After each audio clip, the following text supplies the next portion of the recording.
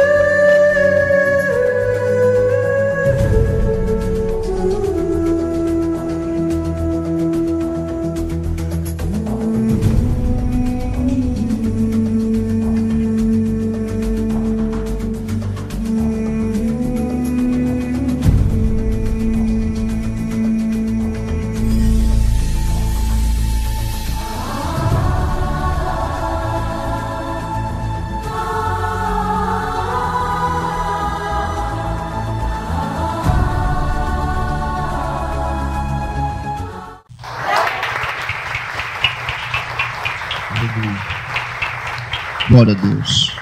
Amém, meus amados. Eu quero saudar os amados com a paz do Senhor. Quantos estão felizes nessa noite?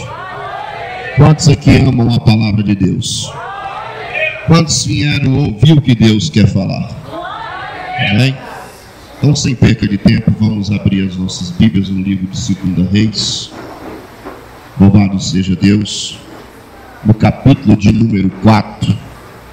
Enquanto você abre, eu quero louvar a Deus por essa rica oportunidade. Quero agradecer o anjo dessa igreja, que é a pastora Denilson. Quero louvar a Deus pelos pastores, obreiros que estão aqui na minha retaguarda, dentro da nave mãe. Deus abençoe essa amada igreja, que todas as vezes que aqui viemos, carinhosamente nos recebe. E é muito bom pregar aqui, porque o povo é bem receptivo à palavra de Deus, amém, irmãos? Tem lugar que a gente vai pregar a palavra de Deus, a gente fala, e a gente percebe que o povo não quer, não recebe, né? Já tem lugar que a gente fala das coisas de Deus, o povo recebe. É muito bom ouvir profecia, muito bom ouvir revelações, é muito bom os dons espirituais se manifestarmos. Mas a maior de todas as profecias é a palavra de Deus. Eu costumo dizer que festa sem bolo não é festa. E esse negócio de dizer que você vai num casamento para ver o vestido da noiva, isso é conversa. Você vai para comer bolo, né? Então culto sem palavra também não é culto. Amém, irmãos? Eu amo louvor. Amo louvor, é maravilhoso. Mas eu amo a palavra de Deus, né? A Bíblia diz: o meu povo perece por falta de conhecimento, amém?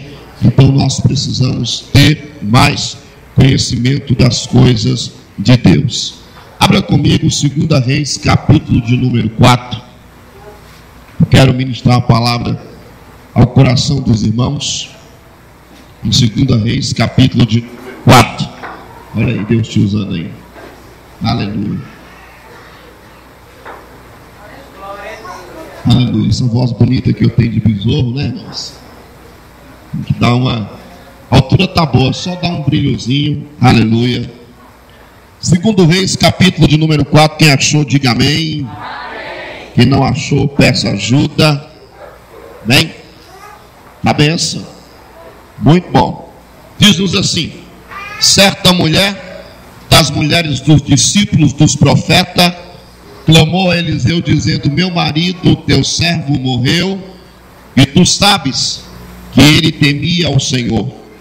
E chegando o credor para levar os meus 2 filhos para lhe ser escravo, Eliseu lhe perguntou: que tenho eu de fazer?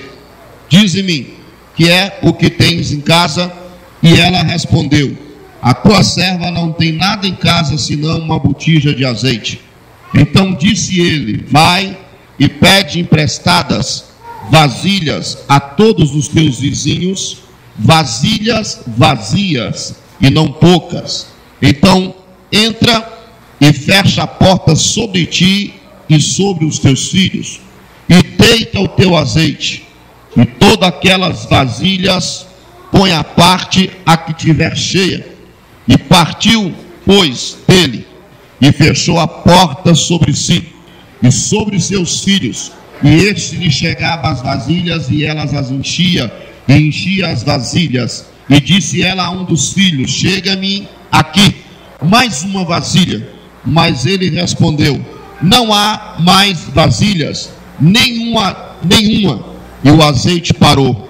Então foi ela e fez saber o homem de Deus. E ele disse: vai e vende o azeite, paga a tua dívida, e tu e os teus filhos vive o resto. Amém? Os amados podem tomar assento em nome de Jesus, glorificando e exaltando a Deus, que é digno de toda honra e digno de toda glória. Eu tenho certeza que você já leu esse texto milhares de vezes. Eu também tenho certeza que você já ouviu muitos pregadores pregar dentro desse texto. E é interessante que com o passar do tempo, algumas pessoas, sem perceber, fica crítica. E até chega a dizer: lá vem ele, o pregador ou a pregadora, querer falar da viúva, querer falar do cego Bartimeu, querer falar de Ana. Eu pessoalmente amo falar de Ana, amo pregar sobre o cego Bartimeu. Você precisa entender uma coisa: a Bíblia é um livro vivo, e o nosso Deus é um Deus que revela coisas profundas através das suas escrituras sagradas. Pode passar por aqui 30 pessoas pregando dentro do mês nesse mesmo texto. Para cada dia haverá uma revelação da parte de Deus para os nossos corações. Esse texto que nós acabamos de ler é um texto que geralmente, quando é pregado, ele é abordado para falar sobre azeite. Mas eu não vou pregar sobre azeite, porque você já está transbordando até a tampa, em nome de Jesus. Esse texto geralmente também, quando é pregado para falar de avivamento. Eu também não vou falar de avivamento, porque você já foi sapecado pelo fogo do Espírito, né? E como diz o ditado, é crente até debaixo d'água. Mas Deus me deu uma revelação dentro desse texto, e eu quero aqui nessa noite, junto com os irmãos, aprender algumas lições dentro desse texto. Deus me fez ver uma particularidade dessa viúva, que geralmente não é pregado sobre ela. Dentro desse texto se fala de Eliseu, se fala do credor, que é uma espécie de simbologia de Satanás, ou do fogo, do azeite, ou do milagre. Mas Deus me fez ver algo interessante dentro desse texto. E esse texto, por si próprio, ele se explica. Se você ler com atenção, por si próprio se explica o que está acontecendo. O que é que o autor está querendo dizer dentro desse texto? E esse texto fala-nos de uma viúva que era casada com um homem, e que esse homem, por motivo de fatalidade, veio morrer. A Bíblia não relata o nome dessa viúva, mas quando você vai estudar, o historiador Fábio José vai dizer que esse profeta, esposo dessa viúva, era Obadia. Obadia era alguém que servia o rei Acabe.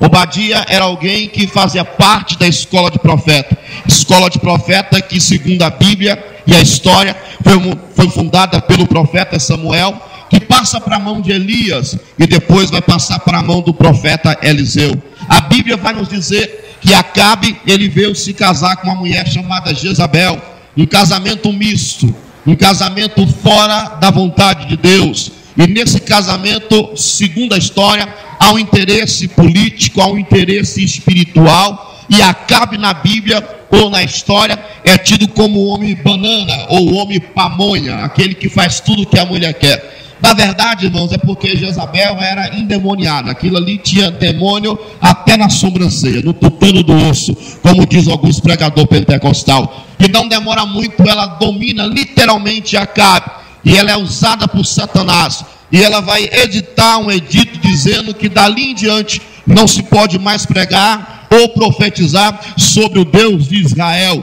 E ali a gente vai perceber um momento de crise moral e espiritual, porque se levanta uma perseguição lá em Israel contra os profetas de Deus. Mas me chama a atenção, na perseguição, no conflito, se revela quem somos. A luta revela quem nós somos. E nesse conflito a Bíblia vai dizer que ela mandou o edito dizendo que dali em diante qualquer um que profetizasse em nome do Deus de Israel teria sua cabeça decapitada. Não demorou muito para se revelar os falsos profetas, que a história vai dizer que aproximadamente 400 profetas se assentam à mesa de Jezabel. Mas a Bíblia também vai dizer que alguns profetas não aceitou aquela colocação, aquele edito que ela tinha colocado, que não poderia profetizar. Mas os profetas, para não morrer, eles tiveram que fugir. E a Bíblia vai nos relatar que Obadia, em 2 buracos, ele sustentou 100 homens, 50 em um e 50 em outro. E a história vai dizer que durante esse período, aleluia, de perseguição, esses profetas ficaram escondidos e foram alimentados por Obadia com pão e com água. E Fábio José vai dizer que o marido dessa mulher é Obadia. E aí nós podemos entender que esse homem, ele adquiriu uma dívida por uma causa justa, que era alimentar os profetas para ele não morrer. Mas olha só, irmãos, veio a fatalidade, o inesperado veio. E acredite se quiser, o inesperado vem e ele não bate na porta, ele não avisa, porque não bateu na porta de Obadia, não avisou que viria. E esse fato foi a morte desse homem, que veio a falecer. A Bíblia não nos relata se ele adoeceu, foi se defiando até morrer. A Bíblia não nos relata se ele teve um infarto e veio a falecer. A Bíblia nos relata que ele morreu, e por causa da sua morte ficou essa dívida, que agora é responsabilidade da sua companheira. Não bastava a dor dessa viúva que perdeu o seu marido, seu amigo, seu companheiro, também aquele que é o mantenedor da sua casa, o desespero. A Bíblia não nos relata quanto tempo levou, porque na cultura do povo de Israel, quando alguém morre, é 7 dias de luto. Quero eu aqui conjecturar que, quem sabe, depois de 7 dias, o credor bateu na porta dessa viúva para cobrar dela o que é direito dele. Às vezes alguns pregadores usam esse credor como um símbolo de Satanás, mas nós humanamente temos que entender que os credores foram cobrar uma coisa que é deles por direito. E segundo a cultura daquela época, se a mulher não tivesse dinheiro, a dona da casa, ela poderia dar aos seus filhos, que seria, aleluia, como uma espécie de pagamento. Trabalharia durante um tempo até quitar aquela dívida, depois iria ser devolvido. Então olhe para cá, irmãos, que essa mulher perde o companheiro, agora está perto também de perder os seus filhos. Então, olhando para esse quadro, para essa situação, essa mulher tinha tudo para se desesperar. Essa mulher tinha tudo para ser uma mulher opressa, deprimida, tinha tudo para ser uma mulher que com certeza poderia ter se suicidado e até mesmo matado os seus filhos. Mas essa mulher, ela nos ensina algumas lições dentro desse texto, que é o que eu quero abordar. E a primeira lição que eu quero abordar nessa noite é que a vida, ela continua. Olhe para esse irmão do olho azul e diga para ele: a vida continua, querido. Aleluia, a vida continua. Acredite se quiser, o dia mau vai bater, cedo ou tarde, na porta da tua casa. Acredite se quiser, quem você muito ama, tem um carinho, um respeito, um dia vai morrer, porque ninguém vai ficar para a semente. Se não morrer, vai ser arrebatado. Enquanto não vem um arrebatamento, vai morrer. Acredite se quiser, crente adoece. Acredite se quiser, crente morre. Isso é um fato, isso é uma realidade. Por que eu estou dizendo isso? Porque a nossa geração é uma geração que vem sendo preparada ao longo do tempo, lidar só com o lado bom das coisas, só com as coisas boas. Nós não somos preparados para a luta, nós não somos preparados para o sofrimento, nós não somos preparados, por exemplo, para essa questão da morte. Aliás, eu não sei você, mas que eu me lembro, dentro desses 17 anos que eu sirvo a Deus, só uma vez eu ouvi alguém abordar uma pregação que fala de morte. Aliás, pastores, nós precisamos pregar sobre morte no nosso altar, porque o nosso povo não está preparado acerca da morte. Aliás, quando se fala da morte, o povo treme nas bases. Se fala da morte, tem gente que faz assim, irmãos, ó, de tão desesperado que fica. Se fala da morte, todo mundo se desespera. Mas preste atenção, porque quando nós olhamos para a Bíblia vai dizer que quem está em Cristo não morre. Oh, aleluia!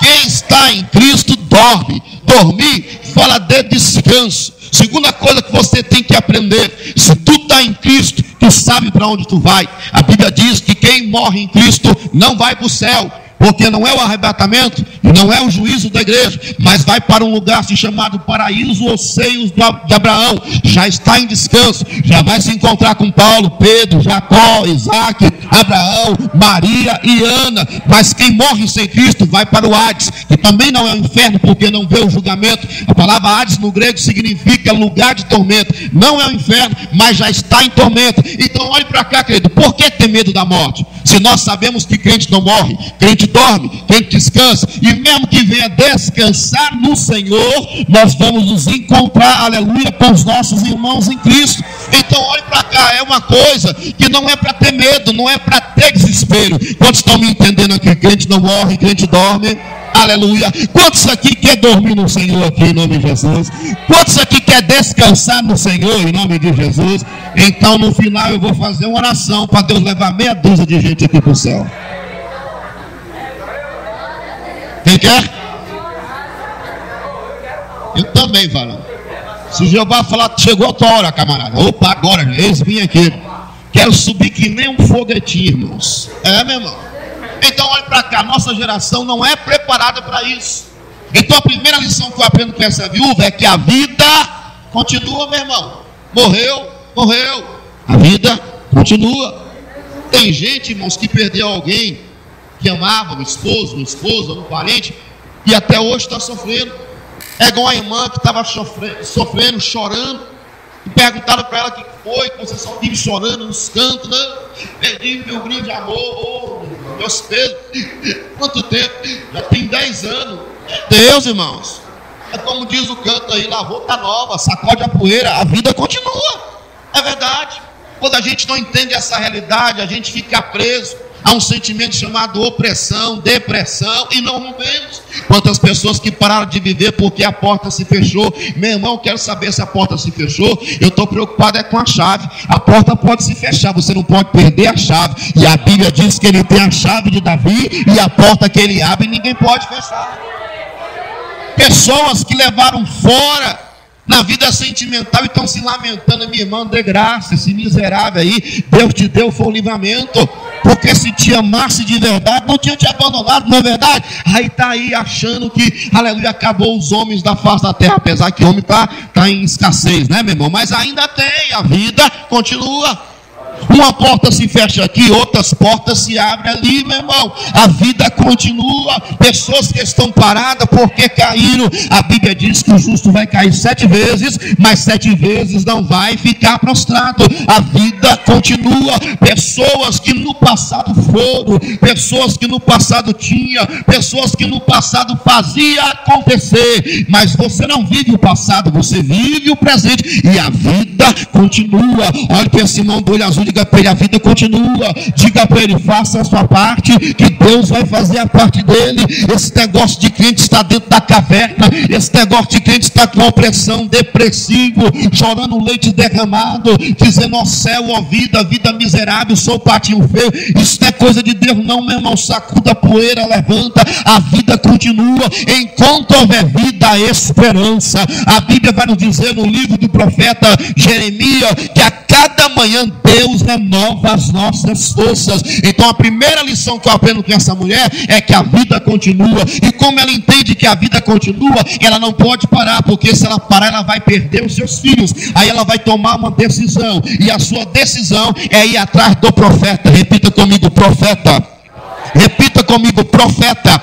Ela vai atrás do profeta. O profeta é o profeta Eliseu, é a bola da vez, é o homem mais usado em Israel, é o homem mais temido, é o homem mais respeitado. Profeta no hebraico, Nabi, significa porta-voz de Deus, alguém que fala no lugar de Deus. Ela vai atrás do profeta Eliseu. Por que eu estou frisando isso? Porque ela não vai atrás de qualquer profeta, ela vai atrás do profeta Eliseu. Cuidado com quem você recorre, cuidado de quem você está correndo atrás, cuidado com quem fica se intitulando como profeta. Tem muito profeta nos nossos dias. Hoje nós temos campanha de profeta, culto de profeta, congresso de profeta, e é profeta de tudo quanto é gosto. Tem profeta que profetiza de acordo com o teu perfume. Se é um Doce Cabana, se é um Gabriel Sabatina, te chama de príncipe, de princesa. Se é um avô, manda você se converter. Tem profeta que profetiza de de acordo com o teu carro. Se é Fusca, diz que você está no pecado.